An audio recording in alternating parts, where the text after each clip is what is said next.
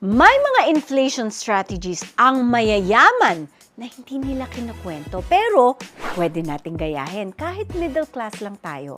These actually work para sa mga tulad natin.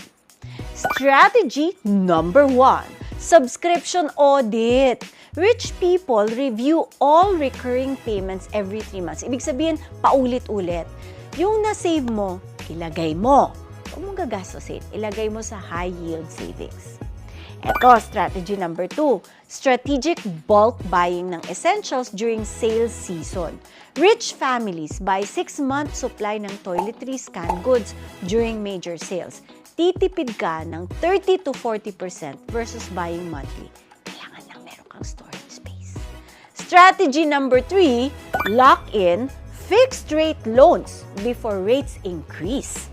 Rich people borrow during low interest periods para sa income-generating assets. Pwede rin natin gawin home loans, business capital, education loans.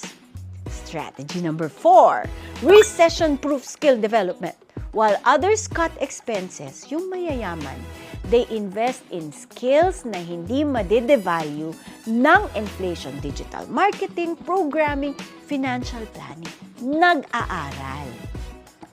Hindi kailangan mayaman para mag-isip like rich people. Start with one strategy and then build mo gradually, mga katada.